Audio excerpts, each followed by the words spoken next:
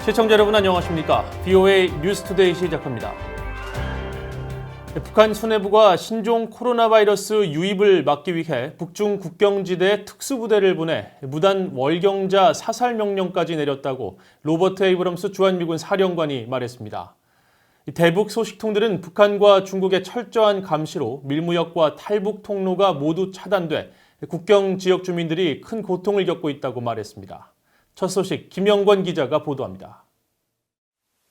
로버트 에이브람스 주한미군 사령관은 10일 워싱턴의 전략국제문제연구소가 주최한 화상토론회에서 북한 수뇌부가 신종 코로나 바이러스 유입을 막기 위해 국경 지역에 특수부대까지 동원하고 있다고 밝혔습니다.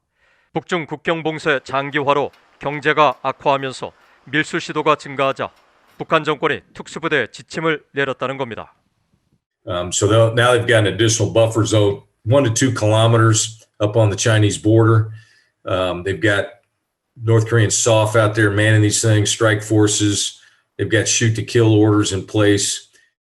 에이브럼스 사령관은 북한의 이 같은 조치는 인구의 60%가 영양 부족에 시달리고 의료 역량이 없어 신종 코로나 바이러스 감염자가 대규모로 발병할 경우 치명적이기 때문인 것으로 보인다며 북한 정권과 군은 현재 경제난과 태풍 피해 복구, 신종 코로나 바이러스의 대응에 주력하고 있다고 말했습니다.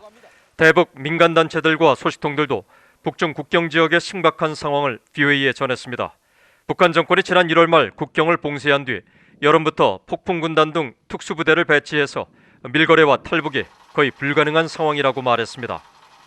특수부대라서 사람을 죽이고 뭐 이런 권한을 갖고 있나 봐요. 밀수라든지 탈북에 대해서. 그래서 지금은 뭐 숨도 못 쉰다. 전혀 움직일 수 없다. 지금 움직이는 건 그냥 우리 보고 죽으라는 거다. 갈렙선교회 김성은 목사와 또 다른 대북 소식통은 실제로 밀수를 강행하던 주민 6명이 지난 6월쯤 사살됐고 최근엔 탈북을 시도하던 일부 주민과 중개인도 현장에서 사살된 사건까지 발생했다고 주장했습니다. 북한뿐 아니라 중국 당국도 병력을 증원해 국경 감시를 강화했는데 이런 조치는 북한에서 신종 코로나 바이러스가 유입되는 걸 막기 위한 조치란 지적도 나오고 있습니다. 역으로 지금 북한 코로나가 중국을 들어올까 봐 중국군이 엄청 지켜야 중국을 세지 못할 겁니다. 실제로 북한 접경 대도시인 중국 단둥시 당국은 지난 5월 국경관리대와 세관 당국자들이 참여한 간부회의를 열어 밀수 단속은 신종 코로나 바이러스 역외 유입을 막는 중요한 임무임을 강조하고 밀수 행위를 엄격히 단속하라고 지시한 바 있습니다. 대북 단체들은 북한 당국이 아무 대책 없이 국경만 장기간 봉쇄해 주민들의 삶이 더 궁핍해지고 있다면서 밀무역 주민과 탈북 중개인으로부터 뇌물을 받아 연명하는 간부들까지 어려움을 겪으면서 북한 내 불만이 커지는 상황이라고 말했습니다. VOA 뉴스 김영권입니다. 마이크 폼페오 미국 국무장관이 동남아시아 국가연합 아세안과 함께 북한의 대화 복귀를 촉구했습니다. 폼페오 장관은 11일 아세안에 대한 미국의 지속적인 약속을 제목으로 한 성명에서 이번 아세안 미국 외무장관 회담에서 인도태평양 심장에서의 아세안의 역할에 대한 미국의 지지를 재확인했다고 밝혔습니다. 또 아세안과의 전략적 파트너십을 확대하는 상황에서 우리는 영내에 직면한 중대한 도전들을 해결해야만 한다며 북한과 중국 문제 등을 거론했습니다. 폼페오 장관은 특히 우리는 북한이 도발을 끝내고 유엔 안보리 결의에 따른 의무를 준수하며 완전한 비핵화 달성을 위한 지속적인 협상에 임할 것을 계속 촉구하고 있다고 밝혔습니다. 또 아세안 국가들에도 지속적인 유엔 안보리 결의 이행 노력을 촉구했습니다.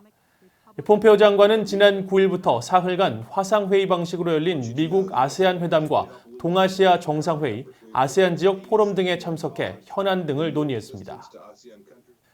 미국 법무부가 대북 제재를 위반한 혐의로 북한인 2명과 말레이시아인 1명을 기소했다고 밝혔습니다. 법무부는 11일 공개한 기소장을 통해 지난 2015년부터 북한인 부녀 리정철과 리유경 그리고 말레이시아인 간치림 등 3명이 말레이시아에 설립한 위장회사를 통해 물자를 구입한 뒤 북한 회사로 수송하는 역할을 해왔다고 밝혔습니다. 또 이들은 제재를 피하기 위해 위장회사를 꾸려 거짓 정보를 활용하면서 미국 금융 시스템에 접근한 후 무역 활동을 벌였다면서 이는 미국의 대북 제재를 위반하는 금융 사기 및 돈 세탁 활동이라고 지적했습니다. 이번에 기소된 북한인 리정철은 지난 2017년 2월 말레이시아 쿠알라룸푸르 공항에서 발생한 김정은 위원장의 이복형 김정남 독살 사건에 연루된 혐의로 조사를 받다 추방된 유력 용의자와 동일한 인물로 법무부는 이번 기소 내용에는 해당 내용이 포함되지 않았다고 설명했습니다. 미국 의회 조사국이 아베 신조 일본 총리가 재임 중 이루지 못한 주요 대외 정책 목표 가운데 하나로 북한의 일본인 납치 문제를 꼽았습니다. 또 악화된 한일 관계가 미한일 3국의 안보 협력에 미치는 영향으로 미국에도 해를 끼쳤다고 지적했습니다. 이조은 기자가 취재했습니다. 미국 의회 조사국은 아베 신조 일본 총리의 후임을 선출하는 자민당 총재 선거를 앞두고 아베 총리 재임 중 성과와 미일 동맹 평가 보고서를 발표했습니다. 의회 조사국은 지난 8일 발표한 이 보고서에서 아베 총리는 일본의 이익 증진을 위해 도널드 트럼프 대통령과 개인적 관계를 맺었다며 트럼프 대통령이 인도태평양 전략에 대한 아베 총리의 구상을 채택하도록 설득하는 데 성공했다고 평가했습니다. 그러나 두 정상 간 따뜻한 관계는 트럼프 대통령이 환태평양 경제동반자 협정 TPP 유지나 북한에 대한 대응에서 일본의 우선순위를 지지하도록 설득하기에는 부족했다고 지적했습니다. 특히 북한의 일본인 납치 문제 해결은 아베 총리가 실현하지 못한 주요 대외 정책의 목표 중 하나로 꼽았습니다.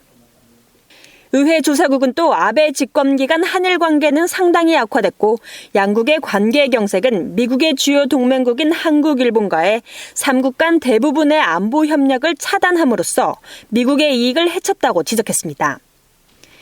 이런 가운데 퇴임 준비를 하고 있는 아베 총리는 11일 발표한 일본의 안보 정책 관련 총리 담화에서 북한의 탄도미사일 등 위협으로부터 일본을 방어하기 위해 새로운 미사일 대응책을 검토할 필요가 있다고 밝혔습니다. 国民の生命と財産を守る大切な理論です。国家安全保障会議において5回議論を重ねてきました。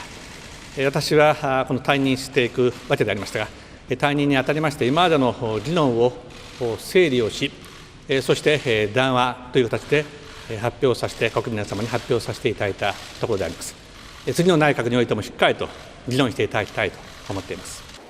아베 총리는 이런 새로운 대책이 필요한 배경으로 북한이 일본을 사정거리에 둔 탄도미사일을 수백 발 보유하고 핵무기의 소형화와 탄두화를 실현한 것으로 보인다며 북한의 일본 공격 능력 보유를 거론했습니다. 오는 14일 아베 총리의 후임인 집권자민당 총재 선거에 나선 후보는 스가 요시히데 관방장관과 기시다 후미오 자민당 정조회장, 이시바 시게루 전 자민당 간사장입니다. 이들 일본 총리 후보 3명은 모두 북한과의 문제에서 특히 납북 일본인 문제 해결을 강조하면서 북한과의 적극적인 대화 의지를 밝히고 있습니다. 자민당 총재 당선자는 16일 임시국회에서 차기 총리로 지명돼 공식 선출됩니다. 일본 언론 등에 따르면 스가 요시히데 관방장관이 유력한 것으로 알려졌는데 스가 장관은 납북자 문제 해결을 위해 김정은 위원장과 조건 없이 마주하겠다는 각오를 밝히기도 했습니다. PA 뉴스 이준입니다. 미국 국방부는 데이비드 헬비 국방부 인도태평양 안보 담당 차관보와 정석환 한국 국방부 국방정책실장을 대표로 한 협의단이 지난 9일부터 이틀 동안 제18차 미한 통합국방협의체 회의를 열어 한반도의 안보 환경과 우려 해소를 위한 미한 동맹과 연합 대비 태세 강화가 그 어느 때보다 중요하다는 데 인식을 같이 했다고 밝혔습니다. 미국 국방부는 11일 보도자료를 통해 이같이 밝히면서 양국 군 당국은 한반도와 동북아 전체의 평화 안정을 도모하기 위해 고위급 정책 협의와 정보 공유, 인적 교류 등 양국 간 안보 협력을 지속해 나가기로 합의했다고 밝혔습니다. 양측은 또 한반도의 항구적 평화 정착과 북한의 완전한 비핵화라는 공동의 목표를 재확인하고 정전협정과 9.19 남북 군사 합의 등 관련 합의 이행에서도 긴밀히 협력하기로 했다고 설명했습니다. 이어 전시작전 통제권 전환과 관련해서는 한국군의 중대 군사력과 지휘력 획득이 중요하다는 데 공감하고 성공적인 전작권 전환을 위해 특별 상설군사위원회 회의를 통해 전환 과정에 대한 공동평가를 지속한다는 방침을 확인했다고 밝혔습니다. 미국 항공당국이 북한의 예고 없는 미사일 발사 때문에 항공 안전을 담보할 수 없다며 자국 민간 항공기에 대한 북한 상공 운항 금지 조치를 3년 더 연장하기로 했습니다. 미국 교통부 산하 연방항공청 FAA는 8일 연방관보를 통해 미국 민간 항공기 등의 평양 비행정보구역 통과를 금지한 관련 규정을 오는 2023년 9월까지로 연장한다고 밝혔습니다. 그러면서 북한의 예고 없는 탄도미사일 발사가 북한 상공을 지나는 민간 항공기에 대해 지속적인 위험을 제기하고 있으며 특히 지난해 11월 발사한 단거리 탄도미사일의 예상 궤적과 탄착 지점은 평양 비행정보구역을 통과하는 국제 항공 노선과 가까웠다고 지적했습니다. 미국 연방항공청은 지난 1997년 북한 비행정보구역인 동경 132도의 서쪽 운항을 금지하기 시작한 뒤 북한이 장거리 미사일을 발사하자 2018년에는 동경 132도의 동쪽 지역으로까지 운항 불가 지역을 확대한 바 있습니다. 이상으로 VOA 뉴스투데이를 마칩니다. 시청해주신 여러분 고맙습니다.